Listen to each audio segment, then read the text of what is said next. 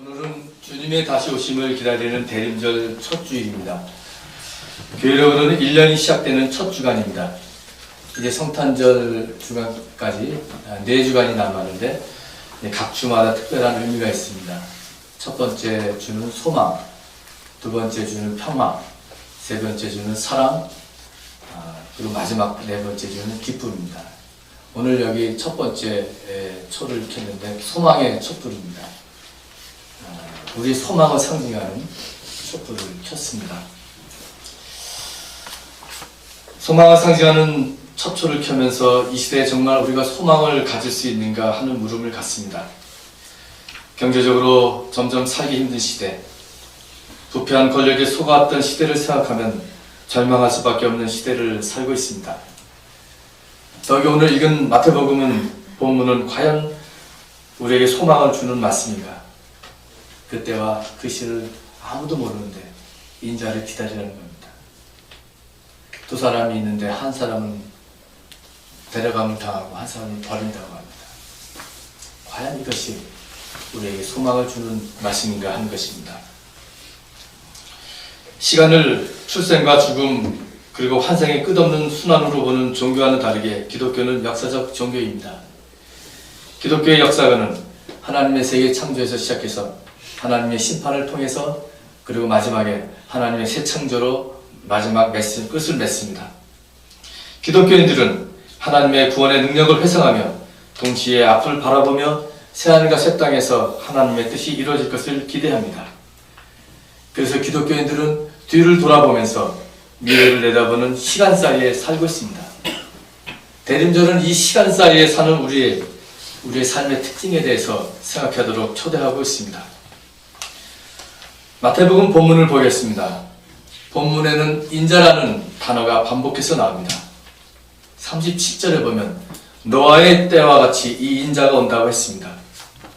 39절에도 홍수로 사람들이 모두 멸망당하기까지 사람들이 알지 못했는데 인자의 오심도 이와 같다고 했습니다.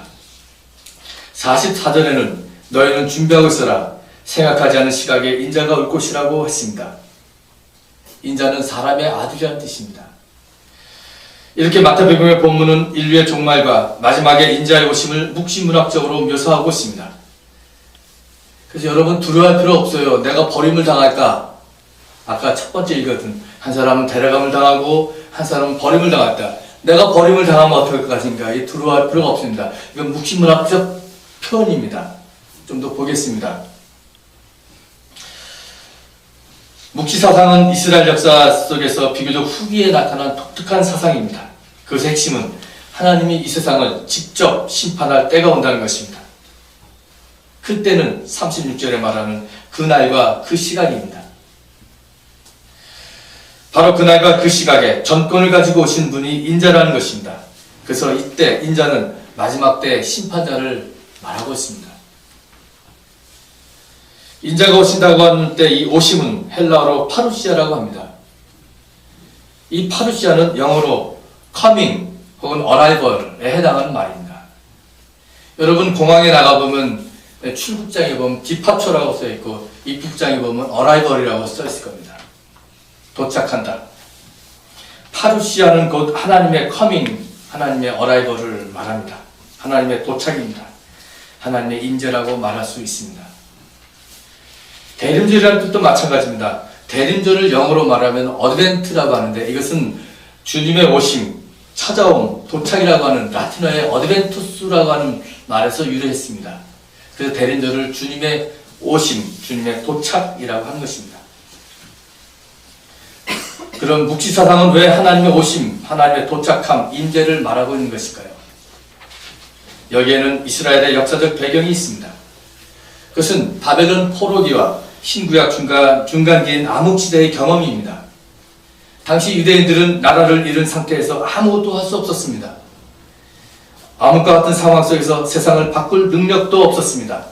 매일매일 절망과 좌절 속에서 한숨만 나올 뿐이었습니다. 이런 상황 속에서 유대인들은 생각합니다. 지금의 낡은 세상은 간다. 그리고 반드시 새로운 세상이 온다는 겁니다. 그것을 실행한 이가 바로 인자라는 겁니다. 그 인자의 오심 파루시아를 대망하고 선포했습니다. 파루시아가 이루어지면 이 세상이 완전히 달라진다는 겁니다. 악이 물러가고 새로운 세상이 올 것이다. 이것이 그들의 희망이고 그들의 신앙이었습니다. 아무런 정치 경제적 상황 속에서 사회적 상황 속에서 나왔던 것이 바로 이 묵시 사상이었습니다. 이스라엘 백성들에게는 종교적 희망을 불어넣었던 것입니다. 이런 묵시적 희망이 초기 그리스도인들에게 이어지며 종말의 재림하신 예수님이 바로 인자라고 하는 신앙으로 자리잡게 되었습니다. 그런 묵시문학적 신앙이 오늘 읽은 마태복음뿐만 아니라 마가복음에서도 잘 나오고 있습니다. 마가복음 13장에 많은 표현들이 이렇게 나옵니다.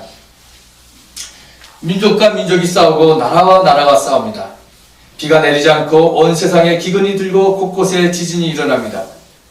유대인들은 모진 박해를 당하고 성전은 무너지고 예루살렘은 폐허가 됩니다. 그리고 천재이변이 생깁니다. 해가 어두워지고 달이 빛을 내지 않고 별들이 하늘에서 떨어지고 하늘의 세력이 흔들립니다. 이처럼 인류와 온 우주가 파국에 다다르면 인자가 구름을 타고 온다고 합니다. 이러한 것이 전형적인 묵시 사상의 문학 형태입니다. 그때와 그 시를 모르니 우리가 깨어있으라 한 거죠.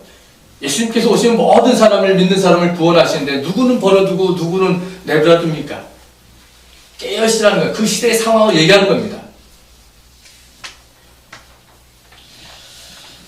이러한 진술에 대해 어떤 사람은 평가자를 할 것입니다. 이것은 2000년 전 유대인들이 가지고 있던 생각뿐이지 과학 문명 시대를 살아가는 오늘 우리들에게는 해당되지 않는다. 오늘 인자가 다시 온다는 것은 도대체 나의 신앙과 무슨 연관이 있겠는가 하는 것입니다. 그렇습니다.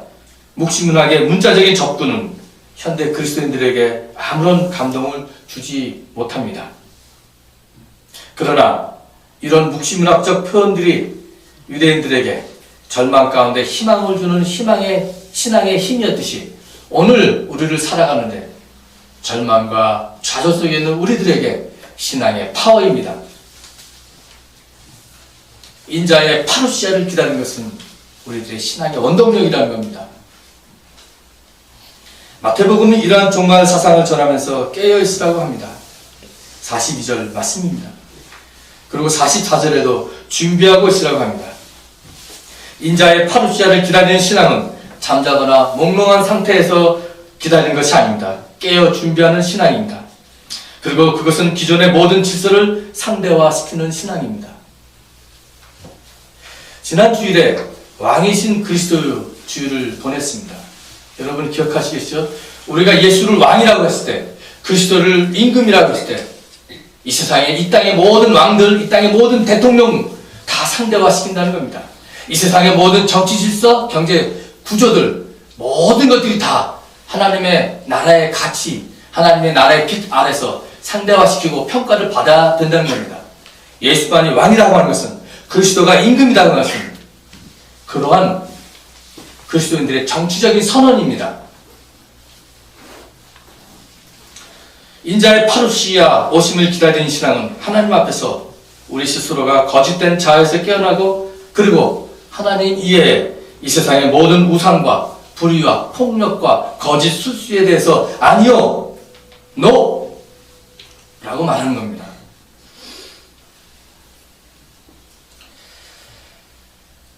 그리고 인자의 파루시아는 이 땅에서 하나님만 의지할 수밖에 없는 사람들의 신앙 고백입니다.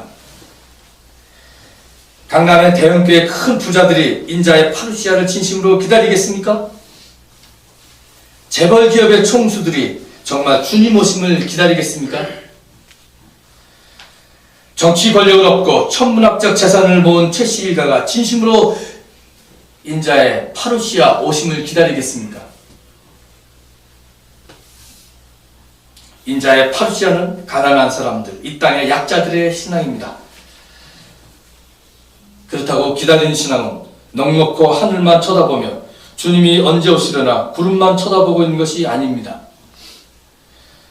만약 그렇다면 그것은 지배자의 언어요 민중의 아편입니다.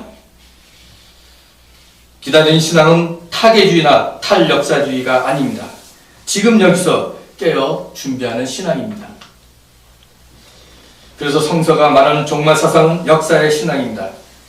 이 세상에 허무하게 아무 의미도 없이 해체되는 그런 마지막 끝이 아니라 창조주 하나님께서 행하시는 역사의 완성입니다.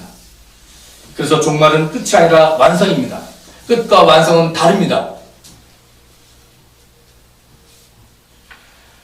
우리의 인생도 마찬가지입니다. 마지막 순간에 주님의 부르심을 받을 때 그것은 끝이 아니라 완성입니다. 그것은 또 다른 삶의 시작입니다. 주여 나를 기억하소서 하는 주님 안에서 내가 새로운 삶을 사는 것이 죽음입니다. 이렇듯 세상의 종말도 새로운 완성입니다. 깨어있음은 그러므로 하나님 앞에서 철저한 자기 인식이여 역사 인식입니다. 인자의 파루시아를 기다린 사람은 절망하지 않습니다. 좌절하지 않습니다. 그리고 교만하지 않습니다. 우리가 모든 것을 다 할 수 있다고는 그런 교만하지 않습니다. 우리는 열심히 역사의 발전을 위해서 노력하지만 인간의 힘으로만은 역사를 완성시킬 수 없습니다. 궁극적으로 새하늘과 새 땅의 역사의 완성은 하나님께서 하십니다. 이것이 인자의 파루시아를 기다리는 신앙의 핵심입니다. 그래서 우리는 절망하지 않습니다. 끝까지 정의의 투쟁을 할 수 있는 것은 인자의 파루시아를 믿는 사람들만의 특권입니다. 신앙의 핵심입니다. 그리고 그때 그 시각은 아무도 모른다. 하나님만 아신다. 그것은 하나님의 주권, 하나님의 전권을 선언하는 겁니다. 하나님께서 주장하신다는 겁니다. 이사야는 오늘 이러한 역사인식으로 마지막 때를 보았습니다. 이 마지막 때는 하나님의 때입니다. 이사야가 하나님의 말씀을 받은 때는 평온한 시기가 아니었습니다. 기원전 721년 북왕국은 아시리아의 침공을 받아서 멸망합니다. 나라를 빼앗기고 절망 가운데 있는 이사야는 이 상황 속에서 이 말씀을 선포한 것입니다. 나라를 빼앗긴 상태에서 여호와 하나님의 궁극적 승리를 이사야가 전했다는 것은 어떻게 보면 참 기가 막힙니다. 그것도 지금 당장이 아니라 아직 현실로 다가온 이루어지지 않은 하나님의 때를 말하는 것이었습니다. 이사야는 평화의 시대가 돌아가는 하나님의 때를 암울한 시대, 지금 여기서 내다보고 이렇게 선언하고 있습니다. 주님께서 민족들 사이에 분쟁을 판결하시고 롯 백성 사이에 갈등을 해결할 것이니 그들이 칼을 쳐서 보습을 만들고 창을 쳐서 낫을 만들 것이며 나라와 나라가 칼을 들고 서로를 치지 않을 것이며 다시는 군사 훈련도 하지 않을 것이다. 이사야가 바라보았던 세상은 다시는 군사 훈련을 하지 않는 새로운 세상이었습니다.